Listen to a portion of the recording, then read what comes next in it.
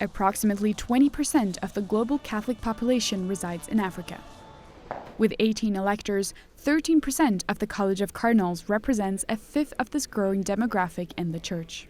This demographic shift is influencing the global Catholic Church's focus, with increasing attention to African perspectives in theological discussions and leadership roles. The College of Cardinals boasts 29 total cardinals hailing from 23 African countries. Of the 18 electors in that group, all but 3 were created by Pope Francis. They represent 17 countries: Algeria, Burkina Faso, Cape Verde, Central African Republic, Congo, Ethiopia, Ghana, Guinea, Ivory Coast, Kenya, Madagascar, Morocco, Nigeria, Rwanda, South Africa, South Sudan, and Tanzania. The youngest elector from Africa is Cardinal Dieudonné Nzapalenga of the African Central Republic at 58 years old. He is followed by the Archbishop of Juba in South Sudan, Cardinal Stephen Mulla, who is 61. The Bishop of Equilobia in Nigeria, Cardinal Peter Ebere Okpaleke, is 62 and was elevated by Pope Francis after being initially rejected by his ethnic group, leading to the creation of a new diocese. The cardinal electors from Algeria and the Ivory Coast are both 63. Dominican Cardinal Jean-Paul Vesco and Cardinal Ignace Bessi Dogbo. The third cardinal in the history of Tanzania, Cardinal Potaz Rugambwa, is 64 and is followed in age by Capuchin Franciscan Cardinal Fridolin Ambongo Besungu, who is 65, and the Archbishop of Kinshasa in the Democratic Republic of Congo. He serves as the elected leader of the African bishops as president of the Symposium of Episcopal Conferences of Africa and Madagascar, or SECAM. The Archbishop of Kigali in Rwanda, Cardinal Antoine Kabanda, is 66 years old and Rwanda's first cardinal, a survivor of the 1994 Rwandan genocide.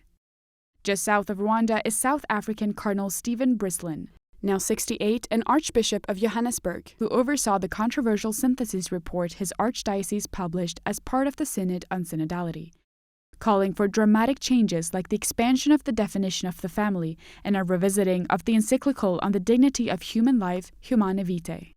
Off the eastern coast is Cardinal Desiree Tsara Hazana, Archbishop of Tuamasina, Madagascar, who is 70 and a strong defender of marriage and the family.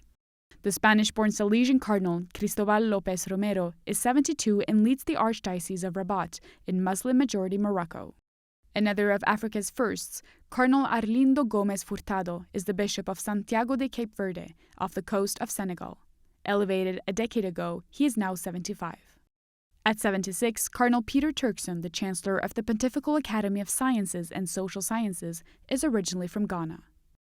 In Ethiopia, 76 years old Cardinal Berhane Jesus Surafiel is the current Archbishop of Addis Abeba. The last 4 electors are all 79 years old. The eldest of this group, Cardinal Robert Sarah, Prefect Emeritus of the Congregation for Divine Worship and the Discipline of the Sacraments, is 2 months shy of not having been eligible to vote in the conclave. The Guinean board leader is known in secular and Catholic circles alike as a defender of the sacred and continues to influence the Church beyond his 2021 retirement. An influential voice in the Church of Kenya, Cardinal John Njue, Archbishop Emeritus of Nairobi, is most known in the U.S. for his response to the then U.S. President Barack Obama's support for LGBTQ rights in Africa, stating that the United States had ruined their own societies. Cardinal Philippe Nakilintuba Ouedraogo, Archbishop Emeritus of Ouagadougou, Burkina Faso, is a noted defender of marriage and convert from a Muslim origin family. And the third ever cardinal from the Ivory Coast, Jean-Pierre Coutois, is now Archbishop Emeritus of Abidjan. Of note, although not eligible to vote, at 98, the third oldest member of the College of Cardinals, Cardinal Wamala of Kampala, Uganda's capital, saw the building and dedication of the Ugandan Martyrs Shrine, a global pilgrimage destination visited by Pope Francis in 2015 to mark the 50th anniversary of the shrine. In that trip, Pope Francis noted the threat of ideological colonization, attaching the embrace of contraception, abortion, and gender ideology to economic aid and medical care. In Rome, Benedictia de Grian for EWTN News.